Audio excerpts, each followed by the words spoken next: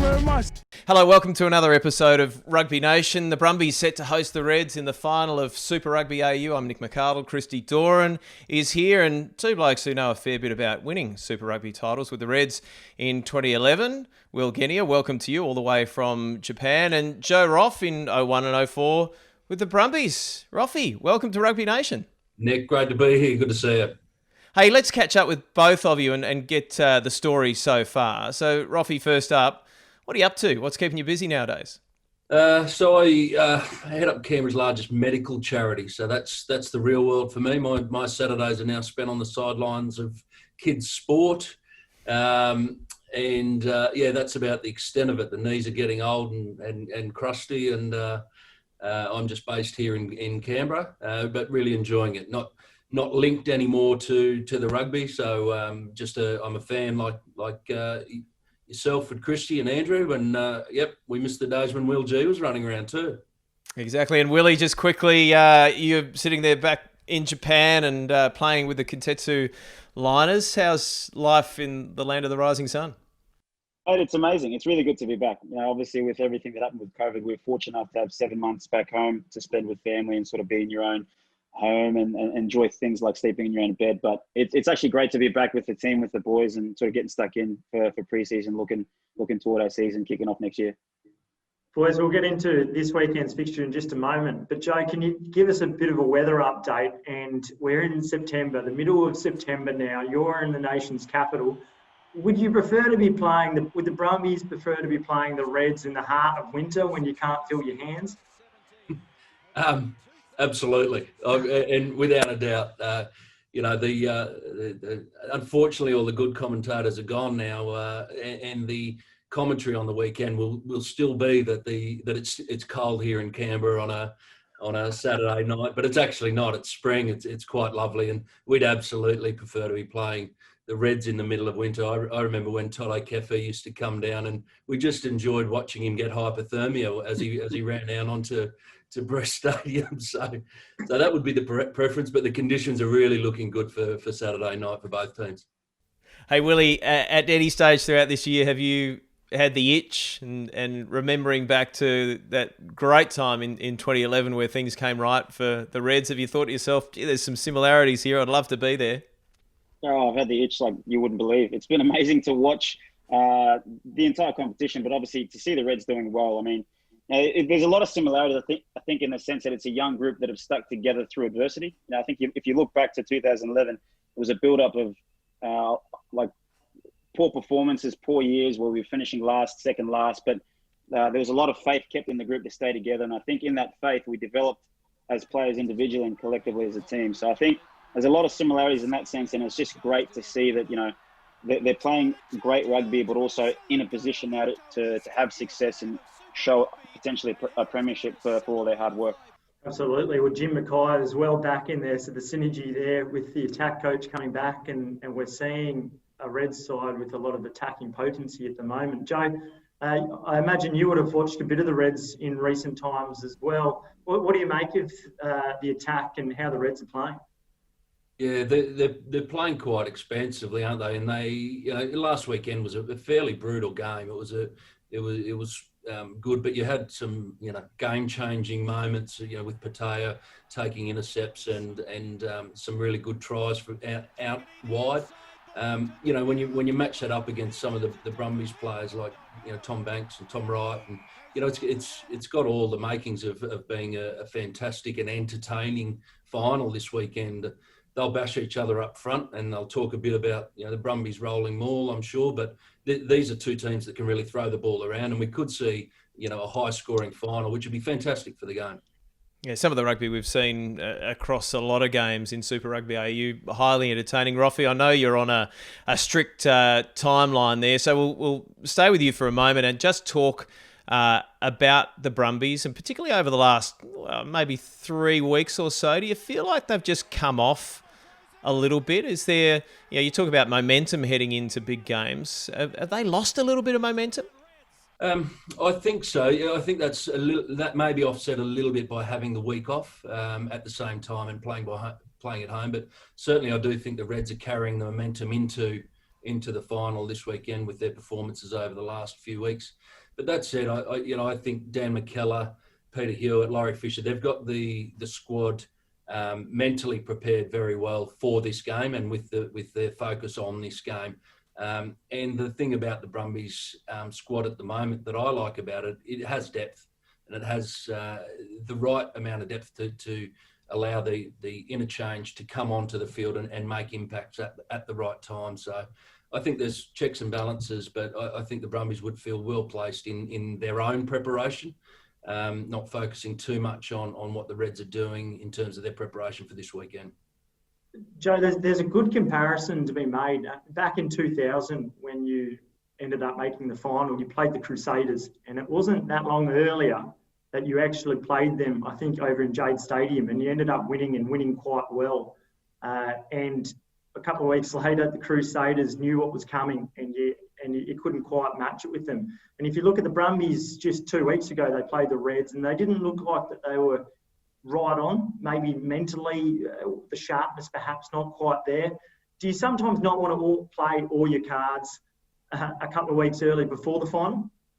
Yeah, look, I think that's fair. And I don't think the Brumbies are a one-trick pony. They have the ability to attack wide, but they do also have some strength up the middle. So whether they produce anything new this week or they just seek to do the simple things very well, that will be interesting to see. But I am sure there's a nice atmosphere building here in Canberra.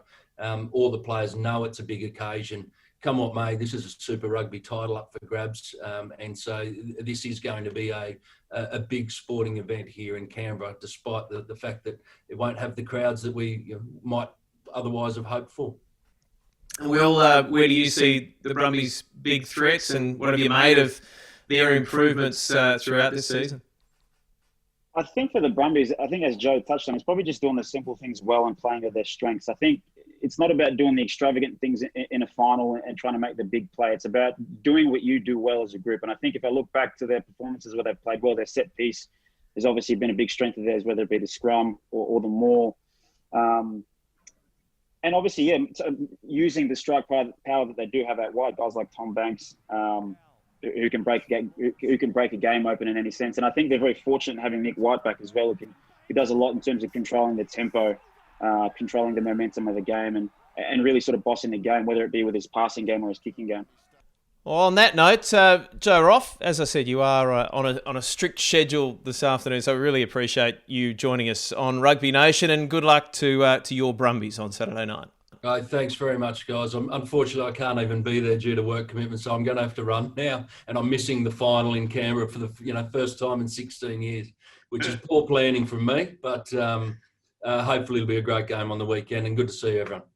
Good to catch up, Roffy. Thank you. Nice. Will Genia sticking around on Rugby Nation this week. Willie, let's talk about some individuals. And I know that you've done some work earlier this year with Tate McDermott, and he is a name on a lot of people's lips at the moment in terms of Wallaby selection. He's been included in that pony squad, so in the Wallaby squad, named last weekend by Dave Rennie. What sort of things did you work on in those little sessions throughout COVID? Yeah, we just worked on wanting to be more consistent in his passing game. And the interesting thing was it wasn't so much working on his passing for Super Rugby, it was working on his passing so that when he got to the next level, that being the Wallabies, understanding that once you get to that level, it's all about the fundamentals and your ability to perform your core roles consistently throughout a game. So my thing to him was, when you get there, it's not about, you can't pass well 7 passes out of 10. You got to be passing well 9 times out of 10, 10 times out of 10. So trying to give him that message and then to then make him understand you've got to do the work. You've got to do the work on your technique. You've got to get better. You've got to get consistent. And mate, to his credit, he worked incredibly hard. He was the one chasing me up saying, can we pass today? Can we pass tomorrow? And making all the effort to want to get better. And for me, it was just a pleasure. Like I didn't really do anything. I was just there giving him tips and sort of guiding him along the way. It was essentially just all his hard work that sort of put him in a position to improve and now be in that Wallaby squad. Well, there was a fascinating moment early on in the second half where Tate McDermott, it looks like, to quote a very common Greg Clark expression. It opened up like the Red Sea, and there was just a bit of a gap just either side of the ruck. And Tate McDermott, heads up rugby, looked, spotted it, found it, went straight down the middle of the field, dummies, ends up kicking ahead. Unfortunately, it doesn't sit up for the winger Moses Sorovi there at the time, but it kind of brought back a few moments and memories from 2011.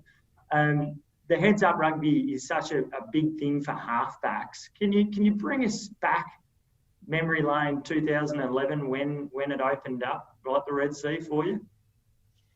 Yeah, I mean, I was just fortunate. I remember that during that game, they were putting, obviously, like our plan in terms of our kicking was to play a lot of contestable kicks. And during that year, we kicked a lot off 9, whether it was just little toppies over the top to find space or, again, contestable kicks. So I remember we got a turnover. I was chasing into that breakdown, got the offload from Anthony Fainga, and I went out to kick to a corner. And Dan Carter had rushed up on the outside of me and forced me to turn back inside, and there was just space. And Richie McCaw was just to my right, and I thought to myself, I want to try to get away from him, otherwise it's going to be a turnover. And there was just space galore. So I remember running, thinking, surely someone's going to catch me. Like, surely I'm not. Where's the defense? And then I started to hear the crowd just roar, and obviously Suncorp packed to the rafters with 52,000 people was unbelievable.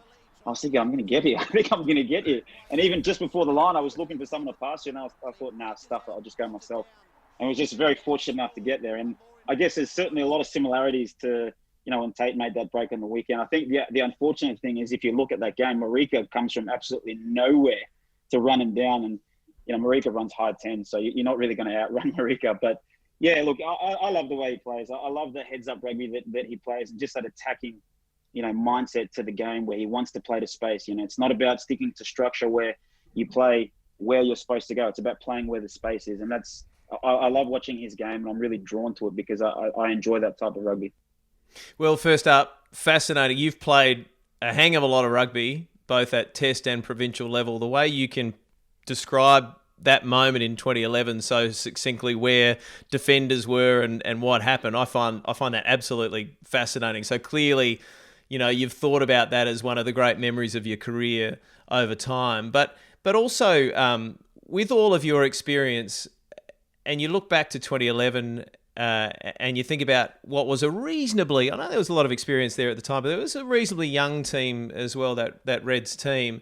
And you think about this team now, the Reds, and you think about how much they've got to learn over the next few years. Is it something pretty exciting, pretty special about what's happening at the Reds at the moment, and what that group of, I was going to say boys, young men, can do for Australian rugby over the coming years? How excited are you about that? I'm incredibly excited. When you look at their team, yeah, there's a lot of similarities to what we went through back in 2011. But I think you look purely from a rugby perspective, like especially at their forwards, like just how dynamic they are. Guys like Taniela, Lucan, Fraser McWright, Liam Wright, Harry Wilson. I think the mistake that we made after winning in 2011 was that we weren't good enough to keep everybody together, to keep that group together. As you said, we're a relatively young sort of squad with so much still ahead of us. But I think if you look at this group, they're in a similar situation to us in that they played a lot of age group rugby together coming into the system. I just hope that moving forward, Queensland Rugby does everything it can to keep them together, continue them growing along this path to have further success consistently year over year, as opposed to maybe potentially just winning, the title this weekend. It's a really fascinating discussion, that alone, because a similar thing happened with the Waratahs in 2014, that they stuck together for another year for the World Cup year, but unfortunately, bit by bit, the older heads started to go, and at the Reds, yes. So how Australian rugby keeps the core of those players together is huge. But I think it's massive because, look at the Crusaders, for example. They a lot of the times during the Dan Carter, the Richie McCaw, Kieran Reid era, the majority of the All Blacks came from the Crusaders. So if you look, the reason they had success was because they kept all those players together within that one system, which was successful year in, year out. That success, without a doubt, transfers across into the test arena because you've got combinations, you've got familiarity, and you're comfortable with the players inside and outside you. So the same message can be said for the Brumbies as well, because they're a very, very good team. They finished first in the regular season. So I think it's important that Australian rugby does everything it can to keep these core groups of players together for the long-term success of those franchises, but also I think for Test rugby as well moving forward. So begs the question, how do you do that? I mean, clearly in the short term there is so much uncertainty, but you would have to think that it's going to be difficult for Australian rugby to compete financially with what's, and you're in the middle of it now, financially with what's being offered overseas. So does that come back to culture? Is that at the heart of it, that players need to perhaps forego some cash because there is just something so special that they want to be a part of? Is that the base of it? I think that plays a big part. Like, definitely, I think that's one part to it. And I think if you look at the Reds as an example, like culturally, you can tell that there's something really good going on there, just in the way that they play the game. Like, when I watch them on the weekend and watch them over the season, they play for each other. They play for something that's bigger than themselves. They want to make Queensland proud. They want to make each other proud.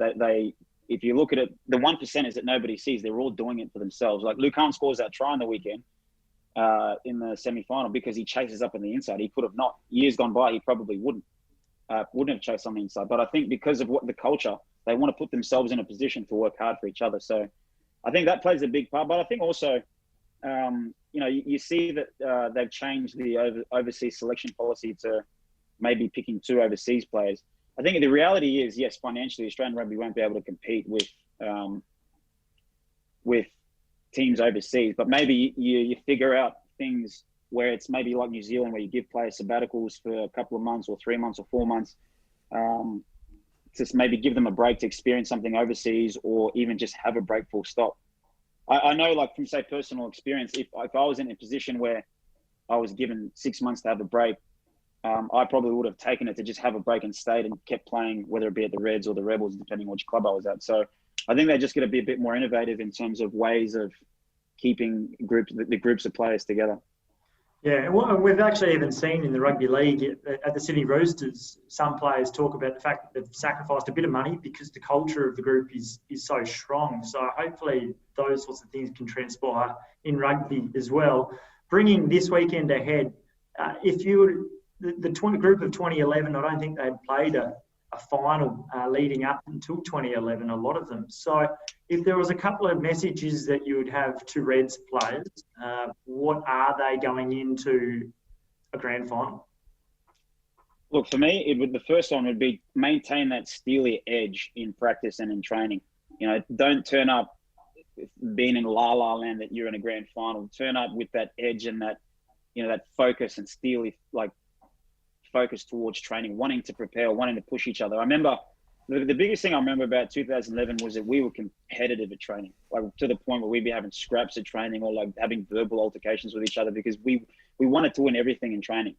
So the first thing for me would just be to maintain that edge and that focus in training. And then the second thing would to then enjoy it in a sense as well. Like you playing in a grand final, not every, like people go through their entire careers without playing in grand finals, let alone winning them. So yes, maintain that edge and that focus, but really take it in, really enjoy every second of it, the preparation, the hard work, the excitement leading into sessions, into the game, everything, really take it all in. Leadership has been something that's been talked about, and I think you could go throughout Super Rugby history and look at every side that's won a Super Rugby title has had a terrific leader. Liam Wright, and I said this to Fraser McWright last week, he probably wasn't on everyone's lips in terms of captaincy at the Reds until he was named captain. Now, you've obviously had a fair bit to do with Liam Wright over the years. What's your assessment of him as a leader, and what makes him the sort of guy that guys want to follow? I think looking from the outside in, he's just a great person. You can tell everybody has a huge amount of respect for him as a person because he's a guy that can sort of melt into different cultural groups or different cliques, you know what I mean? So that makes it very personal. But I think he just works hard.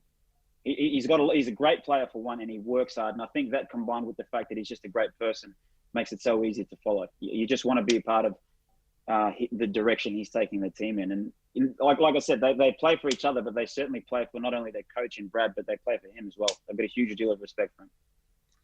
Brumbies have got a few threats, perhaps none bigger than they're rolling more. But if you're a Reds player or even indeed a coach, where's the biggest threat for you for the Brumbies? look, I had a couple of years playing against this Brumbies team when I was at the Rebels, and they're a bit similar, obviously a little bit more developed in terms of their along the way in terms of their game. But we just tried to avoid the game going to set piece. We wanted to run them around. We felt that the Brumbies tend to get a lot of structure starting their play from set piece. So if we could keep the game in broken phase play, that was ideal for us in terms of our defense. And I think that really suits the Reds. If you look at the Reds in terms of their defense, they're exceptional when it comes to multi-phase D. So if they can keep the game starting from broken play and trust that their multi-phase D system will take care of them, I think they'll go a long way to shutting down their attack. And just in a wider sense, Will, before we let you go, you'll be sitting back and watching them run around in the gold jersey this year. What's your take on, this? Well, it's not a youth policy, but I think that squad has certainly been picked by Dave Rennie and selectors with youth in mind. It is the future of Australian rugby. What's your take on what's going to happen at the test scene? I love the makeup of the squad. It's a great group of players. And I actually love that because of COVID, it's forced them to have a big squad. It just gives everyone an experience of what that environment is like. And I think that in itself creates confidence within players for their franchises when they go back. But look, looking forward specifically to the actual test, I think it seems like they've picked the team based on conditioning. They want the team to be fit to play, to be able to play fast and fit for long periods of time. I think that's probably the only way that you can challenge the All Blacks is if you can play that up-tempo game for long periods of time. I think you look back when we played them in 2017 in Dunedin, the reason we stuck with them is because we played them at their own game, just held onto the ball and played. And I think this team is probably, this squad's probably been picked with that in mind. And that I'm so excited. I just hope that they can get it together and win the Bledisloe, and I'll be celebrating just as hard as they will. Trust me, it'll be amazing for Australian rugby. And what are you loving about Japan, mate?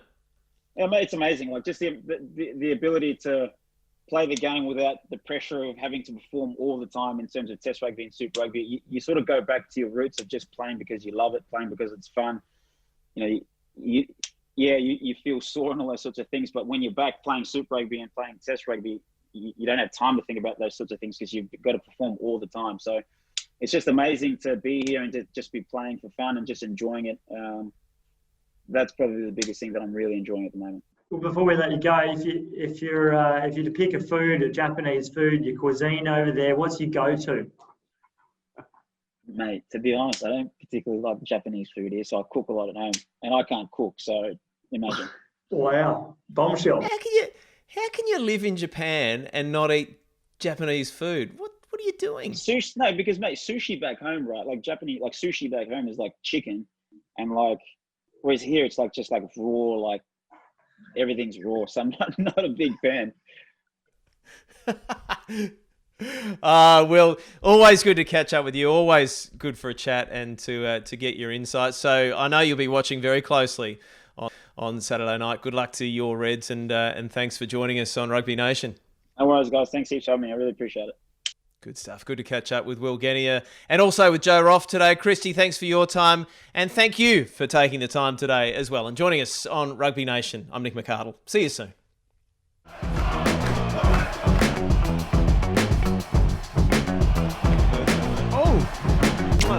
Thank you very much.